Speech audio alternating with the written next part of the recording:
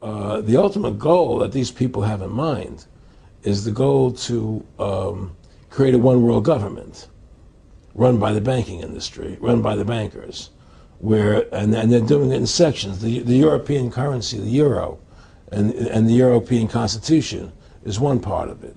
Now they're trying to do it in America with the North American Union, right? And they want to create a new currency called the Amero, right? And the whole agenda is to create a one world government where everybody has an RFID chip implanted in them. All money is to be in those chips, right? There'll be no more cash. And this is given me straight from Rockefeller himself. This is what they want to accomplish. And all money will be in your chips. And so instead of having cash, anytime you have money in your chip, they can take out whatever they want to take out whenever they want to. If they say you owe us this much money in taxes, they just deduct it out of your chip digitally. Total control. Total control. And if you're like me or you, and you're protesting what they're doing, they can just turn off your chip. And you have nothing. You can't buy food.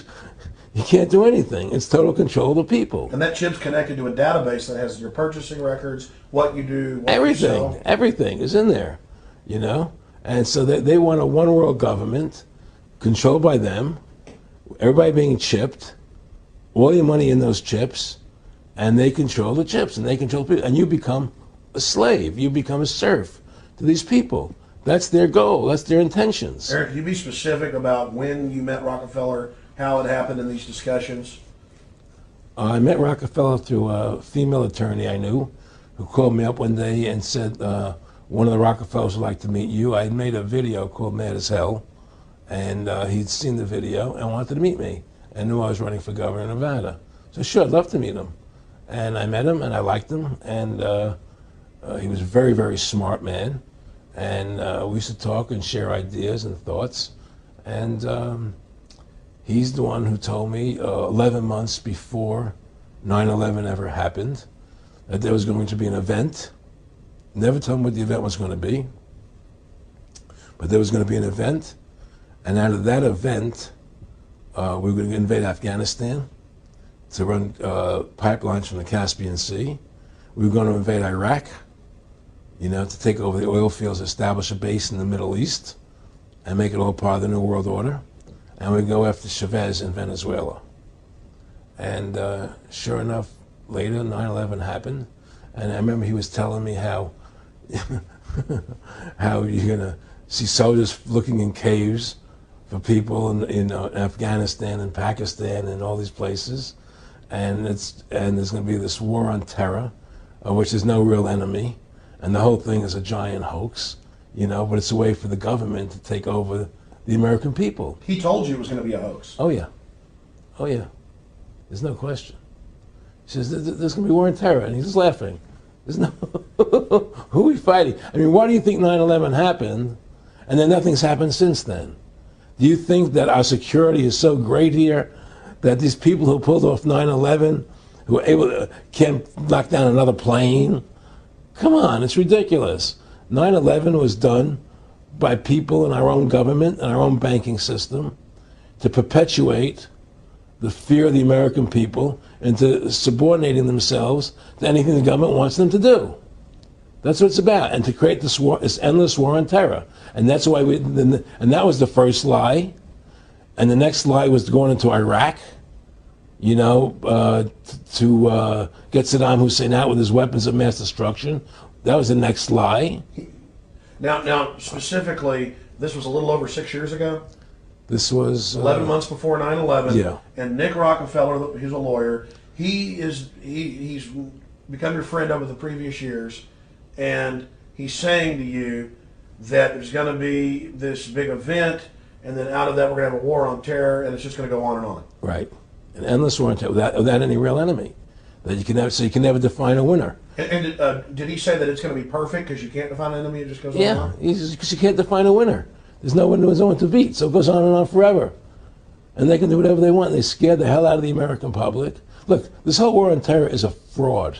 It's a farce. It's very difficult to say it out loud because people are intimidated against saying it. Because if you say it, they want to make you into a nutcase. Let's But be the truth has to come out. That's why I'm doing this interview.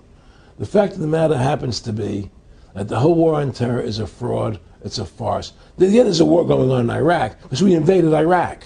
And people over there fighting, But the war on terror, it's a joke, And until we discover what really happened on 9/11 and who was responsible for 9/11, because that's where the war on terror emanates from.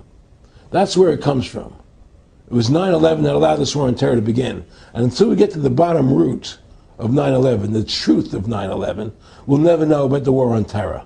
Aaron, you said that he was, and I think it's important, and I know this about the Rockefellers from Dr. Dennis Cuddy and many others who literally, you'll be 20 years old in a lunch line at college, and there's David Rockefeller. And here's here. I mean, they're experts at recruiting and getting what they call players, and that clearly he was.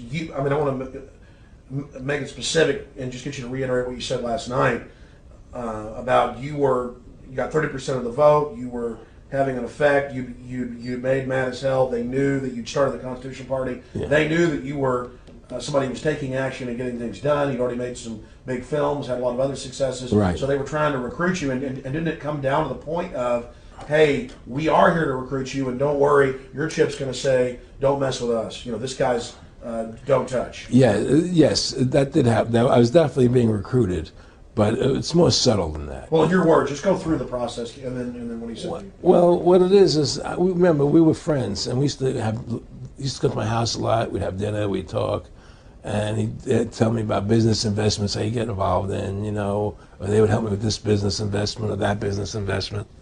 And was I interested in joining the Council on Foreign Relations? I would have to get a letter to join them, but was I interested in that?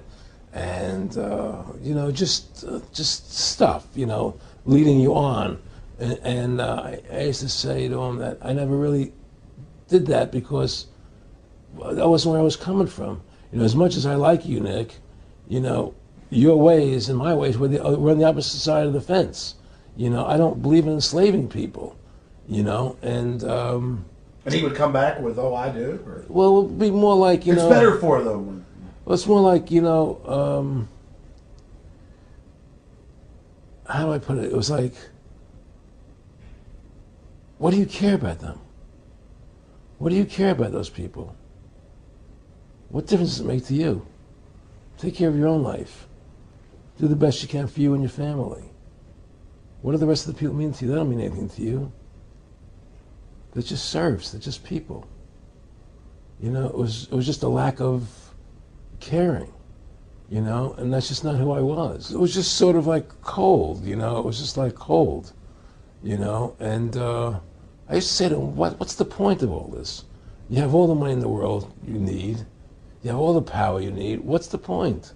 What's the end goal? And he said the end goal is to get everybody chipped, to control the whole society, to have the bankers, the elite people, the bankers and some governor controlling the world. And I said, do all the people in the Council on Foreign Relations believe this way you do? He said, no. Most of them believe they're doing the right thing. A lot of them believe it's better off being socialistic. We have to convince people that socialism is really capitalism. Because America's becoming a socialist country. It's a communist country today. Well, one of the things they told me was that he was at the house one night, and we were talking, and he started laughing. He said, "Aaron, what do you think women's liberation was about?" And I said, I had pretty conventional thinking about it at that point. I said, I think it's about women having the right to work, getting equal pay with men, just like they won the right to vote, And he started to laugh. He said, "You're an idiot." And I said, "Why am I an idiot?" He said, let me tell you what that was about. We, the Rockefellers, funded that. We funded Women's Lib, And we're the ones who got all over the newspapers and television, the Rockefeller Foundation. He says, and you want to know why? He said, there were two primary reasons. And one reason was we couldn't tax half the population before Women's Lib. And the second reason was now we get the kids in school at an early age. We can indoctrinate the kids how to think. It breaks up the family. The kids start looking at the state as the family, as the school, as the officials, as their family, not as the parents teaching them. And so those are the two primary reasons for women's lib, which I thought up to that point was a noble thing. You know, when I saw their intentions behind it, where they were coming from when they created it, the thought of it, I saw the evil behind what I thought was a noble adventure.